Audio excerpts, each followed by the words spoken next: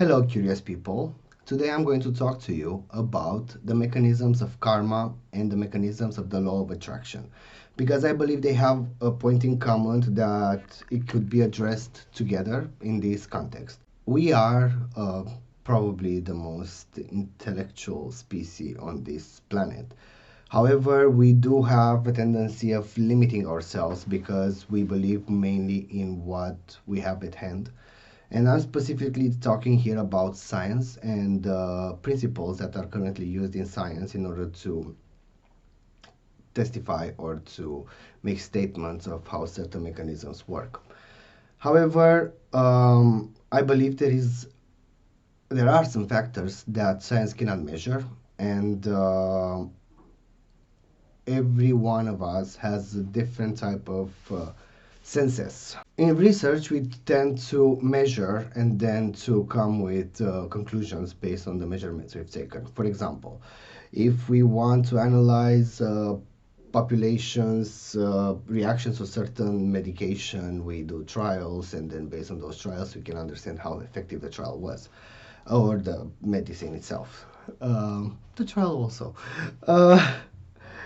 With that being said, there are some factors also during these trials that are very difficult to measure. Like, for example, what is the overall energy and feeling and self-esteem or belief mindset of the person that is being investigated. Some might have a more optimistic view on things, and that would allow them to take this opportunity during the trial to be believing a lot into it and making statements within themselves that is going to work.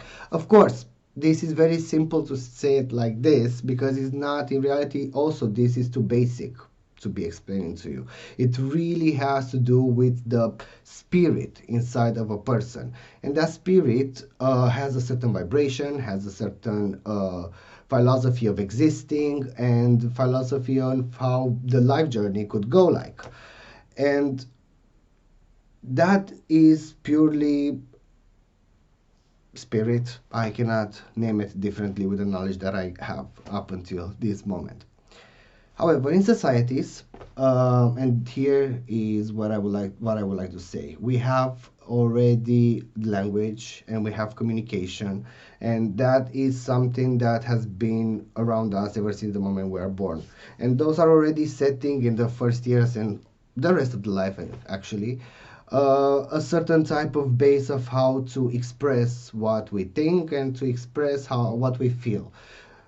Expressing what we feel, it's a little bit more complicated, and it is probably more recent that we allow ourselves to be more vulnerable in the way we are feeling. But if you want to hide your feelings, you can always trick by using the correct wording, by using the appropriate body language, tricking your environment on your feelings. For example, if you're sad, you can play out that you're actually not sad and start talking about things that actually can bring a lot of excitement and enthusiasm to a person's life. But that doesn't define that within the feeling actually it's sadness. And by ignoring it, a lot of times it creates an unconscious type of underlying feeling within the body and the mind and the spirit and everything else. As you can see, we are already having a preconception on how to manifest things in our environment consciously, but we do not know because of this conditioning that we've been raised into with a lack of purity, so that the spirit and the soul can develop and become more powerful. We choose to follow and mimic, and then ignore and hide to the point that we don't recognize anymore the actual feelings and the actual energies that are happening without us being conscious within ourselves. And this is very helpful as something to take in when you're thinking about karma and the law of attraction. Let's take first the law of attraction because I have a very beautiful example. In a press conference of Iga Swiatek, that's the number one tennis player currently in the WTA tour, has lost an important match. An important match. She has won many important matches, but she did not win this one. And her statement, and this is a 21-year girl, young lady, said that I was playing not to lose instead of playing to win. Do you understand here? The outcome that you desire is the same one. Getting out of that situation, being the one succeeding. But when you say I want to win or I'm playing it to win, you play to succeed. When you play not to lose, you play to survive. You play to keep on going. And that is already setting a sort of energy inside of yourself, and it's attracting. So the fact that she was not putting the situation in a positive perspective and believing that she's the winner, the rightful winner of that match, she conditioned herself, oh my god, I cannot handle this. I don't want to lose this. The idea over here about karma and law of attraction is that not necessarily manifesting what you want can come in the way you think you expressed it so that you get it.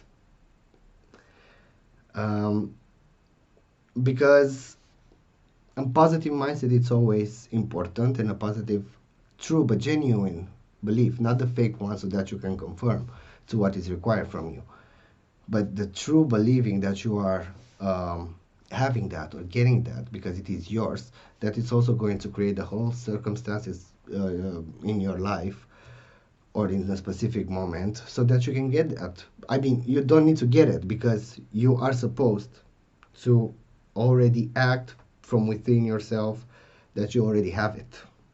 Time is not as linear as we are used to look at it, so it's no wrong to already have the firm belief that you are already what you actually manifest that you want to get. And as for karma and feelings, I have another example I've been sharing with my best friend. Okay, so she did a lot of good deeds for people, and she's thinking, why is karma not rewarding me or not giving me back? She was supposed to give me something back, the karma. And I was like, well, actually doing good things because you have the good intention, the pure intention of doing something, doesn't necessarily mean that karma appreciates it. Maybe karma was out to get something from that person you helped, and by your intervention to help this person, you took their bad karma on you, even though you did something good.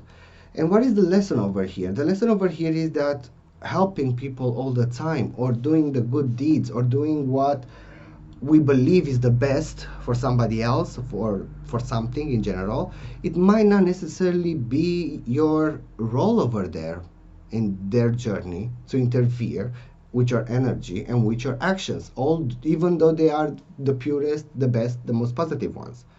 Because as I said, the karma is going to get back at you. You're doing my work, then here is your punishment. Mechanisms of karma and the law of attraction are part of the quantum physics, so not very easily measurable.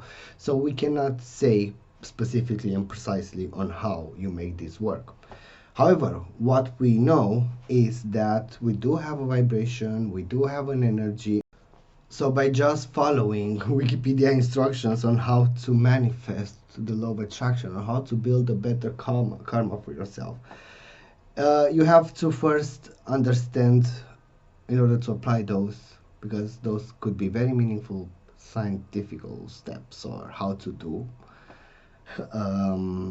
But the first step in order to do it properly is to go to know yourself on a spiritual level, and free from all the knowledge that you have, and free of a specific process that you need to take in order to achieve these concepts, to achieve them in the sense that you make them work for your benefit. Another tip would be to imagine yourself, so to do probably projection work, and you're projecting yourself, your idealized existence, but not with the knowledge that you have because you've seen movies, or because you know that humanity is having these certain possibilities for you these times. But you have to strip yourself from time and space and just imagine yourself in the wildest forms possible. Like, what if I would be a meteorite? And those type of things, in order to see how type of feelings it's reacting within yourself. And also in this way you start to learn the universal language. And the last tip for today is that everybody is unique in their own way. And for some people, these concepts of the law of attraction and karma might work because of their uh, combination of characteristics. Like, for example, they are having a very powerful mindset. They are very optimistic by nature. They only believe that they can win. And it's also possible because you might also think, okay, but I also seen a lot of dumb people that are achieving a lot of things in their life. Yes, because sometimes being blind in a way to the daily things that sometimes can affect our energies, and being completely ignorant to them, it can really maintaining a positive mindset and a positive energy within yourself. And then yes, you attract. You don't necessarily have to be intelligent in order to attract. Actually, I think that in this context of the law of attraction and karma, intelligence, both intellectual and emotional one, in emotional intelligence by, for example, expressing too much empathy, or being too helpful, or being too considerative, sometimes intelligence can backfire in your process of achieving the benefits from karma and the law of attraction.